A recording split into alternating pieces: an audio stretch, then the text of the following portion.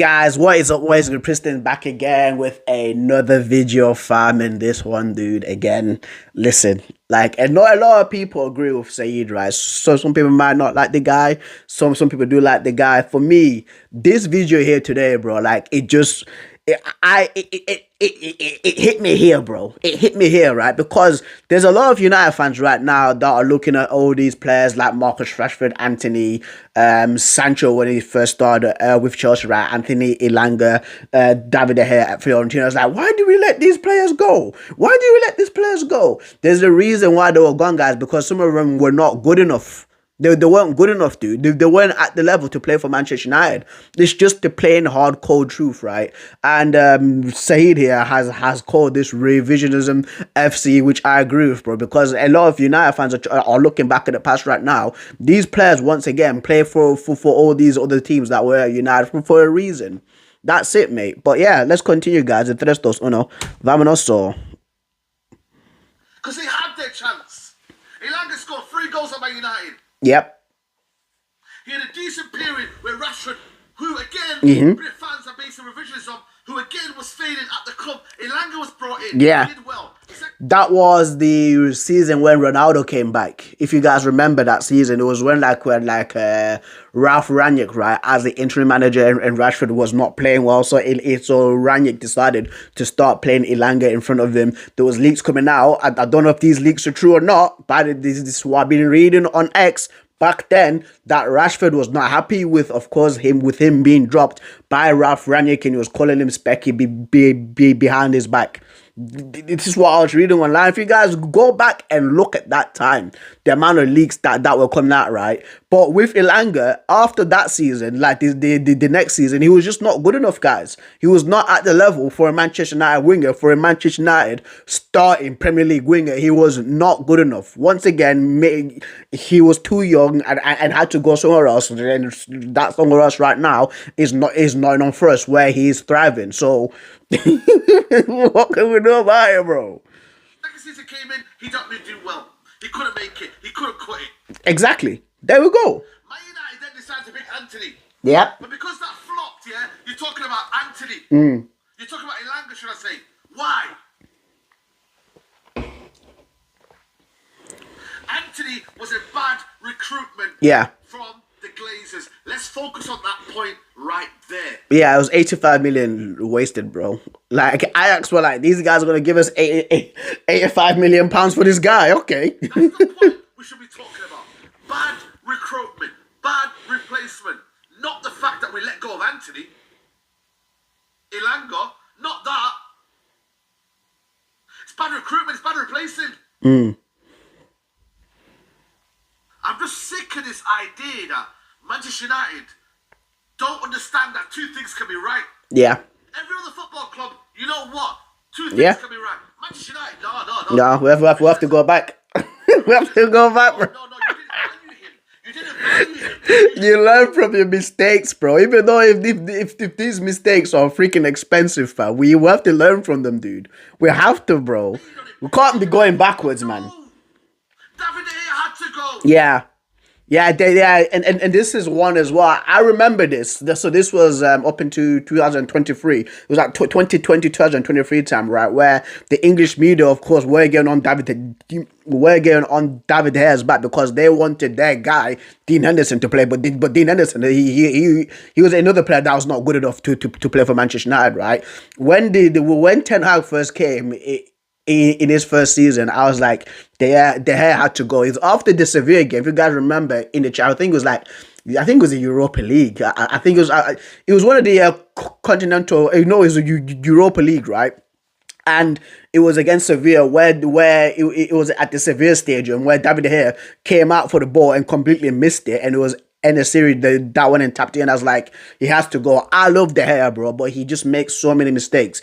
The person who we replaced him with was not the right person to replace David De Gea with, bro. We replaced De Gea with Andre Onana. Andre Onana, for me, when people were hyping him up in the Champions League final versus Man City because he was coming out of his box with the ball at his feet and he was just kicking it, and his distribution was good. And for me, I was thinking, like, I don't trust this guy. I don't trust Andre Nana. Like again, it's a new goalkeeper. We'll have to wait and see, right? And my gut feeling was correct because I was saying we should go and get Mike Magnon for AC Milan. From what I've seen from him, that is a proper goalkeeper right there. But did we do that? No, we made a mistake with Andre Nana. We bought him wrong. We need to get rid of him. That mistake we have to learn from and replace him correctly. And I know once again, I said it a few minutes ago, it's an expensive mistake, but once again we have to learn from it and move on, because once Andre Onana leaves and he goes and plays for, let's say, Villarreal, and he's doing well there, people say, you see Andre Onana now? This is why he needs to be Manchester United's #1 goalkeeper. No, he's terrible.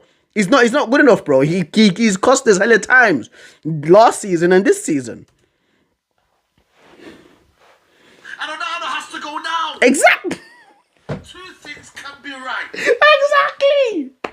Onana isn't good enough. Yeah. David De Gea came towards the end, and unfortunately, we had to play a new style of football. Whether you agree with that or not, there was an evolution to the way we played. And David De Gea just wasn't cutting that. The distribution wasn't great. Playing at the back wasn't great. We didn't see that from David De Gea. Let's not lie to ourselves. Yep. All of a sudden, we've got this idea that we have to lie to ourselves. Yeah. Why do we have to lie to ourselves? This is why. What do you guys like for the channel regulars, right? Like, why do I always say keep it real? Peace. Because you have to be real. You have to be real with yourself, bro. Sometimes you have to look at some of these guys and, of course, look back at the past once again. With like De Gea, I remember when people were making fail comps for him, and I think one of them was like an hour long. I remember this dude. You get what I mean? That time David De Gea had to go, bro. There was like, don't get me right. Once again, like I never heard David De Gea, right? But I knew what time it was. I knew what time it was, bro. He had to go. But but the same fans making their fail comps for him, I want him back now. What is this? This is why we have to say, like, sometimes, guys, yeah, you have to go back and actually look and once again learn from the mistakes. You have to look back at the things you've done, bro, and the reason why, like, those things that happen from. David De Gea, in the end, was not good enough. We were all looking and flirting with the idea of a new goalkeeper. Diogo Costa. Yeah, Diogo Costa as well. Onana has not been good enough. Yeah. Two things again can be right. He needs to go, bro. Replace him. Onana needs to go, fam. Replace until you get it right. Yeah. And there's expensive replacements. There's expensive replacements too, though. Marcus Rashford. How long's he been at the football club? Yeah. How long? Yeah. How many managers? Yeah. We give him a new wage. Mm-hmm. He's got a famous number 10 shirt. Yeah. He's the symbol of Man United. He's the cover of Man United. Born and bred. The poster boy. Yep. He's got his own song. Mm-hmm. The fans adore him. Yep. There'll be sections of the fan base that hate on him. Of course. That say, you know what, they criticise him. Maybe there are, including me. But you know what? The large majority of the fan base gave him, they opened him with opened him. Oh yeah, open arms, bro. Yeah. Welcomed him with open arms, people. What are we doing here? Inconsistent for the past 10 years at Old Trafford. I agree. I agree with saying this as well, right? And even like I always go back to this video where me and Valentino predicted this correctly after the 30+ goal after the 30+ goal season they had for Eric Ten Hag in the 22-23 season, right? Me and Valentino we said that like next season this guy is not going to show up because this is how Marcus Rashford is like. He's so inconsistent, right? And I remember there was one time I did like a match reaction or like a match review, guys. And it was when he dropped his thinker. He just looked disinterested. Again, just not tracking back and just not showing the effort. And I said, Marcus, is something like bothering you? Is there something going on like in your private life? Is there something wrong with a relative? Let us know, bro. So we actually know what's going on, because you don't look like the same player as you were last season, meaning speaking about the Eric Ten Hag season. You know what I mean? Because I genuinely thought that there was something wrong with him, but all throughout as well, like last season, he was just doing the same thing. That whole fake pressing thing, again, like the body language of him looking disinterested, right? Goes to Villa now. He's out here assisting his other friend that's called Mark. Mark. This Marcus Sancho Marcus Rashford relationship, right? And he's scoring 2 goals versus Preston. He's scoring against Brighton, right? And then there's freaking commentators who he looks so happy. And this is a confident Marcus Rashford. And I'm sat here like this. Like just watching freaking match of the day like this. I'm like, oh, okay, yeah. It is that Marcus Rashford, but you know what else? Do you know what else this Marcus Rashford does? Watch. And for me, I'm celebrating all the goals this guy scores, right, for Aston Villa, because I just want that price to go up so we can get our 60 million and be out, bro. Because as soon as he's signed and as soon as he's turned permanent for Villa and the Villa fans are chanting for him and the manager is used to him, bro, the same Marcus Rashford that played for United in the 23-24 season will be the same Rashford that comes out for Aston Villa, bro. It will be, fam. You get what I mean? So that's why for me, like, I'm celebrating, fam. I'm celebrating with Aston Villa, bro. Come on, mate. Score those goals, bro. Write that price up, dude. Write that price up. Have my cousins calling me about Marcus Rashford as well, fam. But now he's thriving in the new environment at Aston Villa, and he's on loan, and he's doing well. All of a sudden, look at United, that's their problem. Yeah, commentators. Or pundits. He decides to turn up when he wants to, and then decides to not turn up when he wants to. He's a talented player. There is talent over there with Rashford. But the inconsistency, the mentality, is what separates the good and the average from the best. And the elite. The elite always decide to turn up. The good, the average, they decide to turn up when they want to. Exactly. That's the difference. Exactly. I agree with Saeed. Every single player. And it comes to favourites. Sancho. Yep. Didn't work out. If it works out at Dortmund, cool. Good for him. That environment was better. It works out for him over there. But Manchester United, the focus needs to be on the recruitment. Yeah. Manchester United have not recruited well. They've overpaid. They've overspent. They've just done things badly. And that's where, for me, my focus is. I'm not looking backwards.